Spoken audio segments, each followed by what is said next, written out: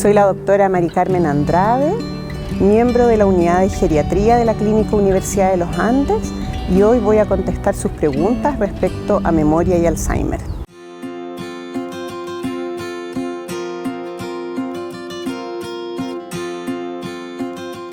Cintia, los problemas de memoria en realidad no son propios de la edad. Efectivamente, la edad es un factor de riesgo para tener demencia y a medida que aumenta la edad, obviamente aumenta el riesgo de demencia. En pacientes sobre 80 años hasta un 30% puede tenerla.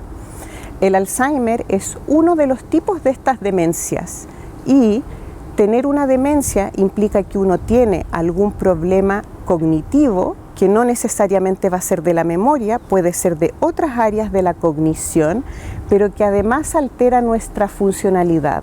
Es decir, necesitamos ayuda para hacer algunas acciones que antes no necesitábamos.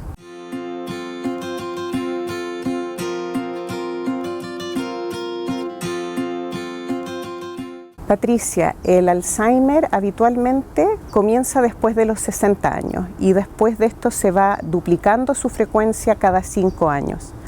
Los primeros síntomas habitualmente son fallas de memoria, entonces el paciente puede estar repetitivo, contar varias veces la misma cosa. Además de tener estos olvidos, puede a veces desorientarse, por ejemplo, en lugares que para él antes eran conocidos, puede tener dificultades para razonar o para la toma de decisiones y puede empezar a tener dificultades en actividades de la vida diaria, como por ejemplo el manejo de cuentas, el manejo de fármacos, que antes no tenía.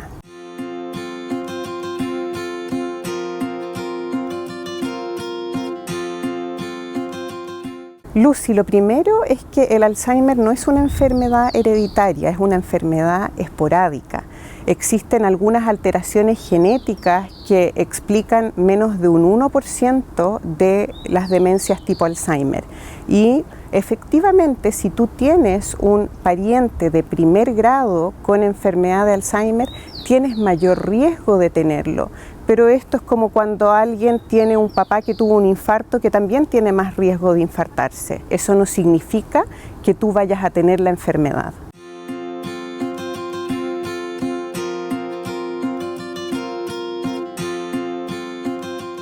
Mariela, acá lo más importante es que distingamos entre los olvidos que pueden ser benignos y los patológicos o no benignos. Un olvido benigno puede ser, por ejemplo, que se nos queden las llaves o que íbamos a la cocina a buscar algo y que en el camino nos dimos cuenta que se nos olvidó y tuvimos que retroceder para acordarnos.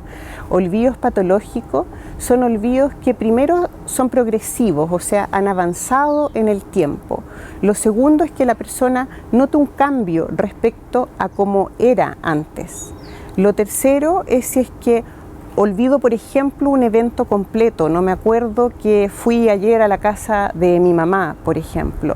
Y lo cuarto es que cuando este problema de memoria está además trayendo problemas en mi funcionalidad, en mi capacidad de hacer cosas, por ejemplo, hacer las compras, por ejemplo, manejar mis fármacos, en esos casos yo pienso que este olvido ya es patológico y en ese caso hay que consultar.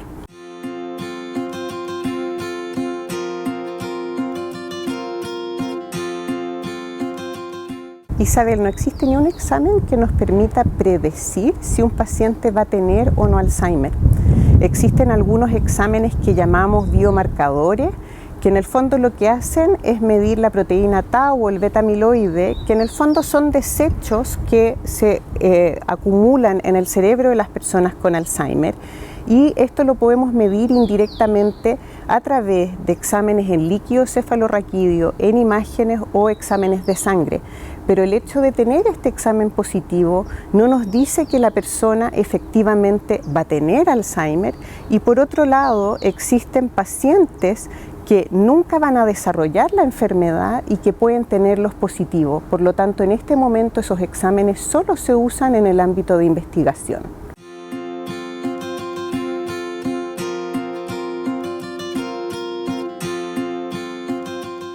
Ricardo, la buena noticia es que hasta 40% de los factores de riesgo del Alzheimer son prevenibles y uno los puede prevenir desde edades muy tempranas. El hecho de tener un buen nivel educacional y formarse a lo largo de la vida es algo que sirve. Manejar los factores de riesgo cardiovasculares, llámese hipertensión, diabetes, colesterol alto, evitar fumar, tener una vida saludable, hacer ejercicio, tener una alimentación adecuada son cosas que nos ayudan. Y una de las últimas cosas que ha salido es el manejar la parte auditiva. Si es que uno trata de evitar el deterioro auditivo o lo nota precozmente y lo trata, es algo que nos puede ayudar. Dentro de los ejercicios mentales que uno debiera hacer, que es una pregunta muy frecuente, que uno dice, bueno, hacer puzzle, lo más importante es hacer actividades que uno disfrute, no solo que signifique un esfuerzo cognitivo mayor, sino que nos permita sociabilizar y que además uno goce en el intento de hacer esta actividad nueva y que idealmente sea desafiante.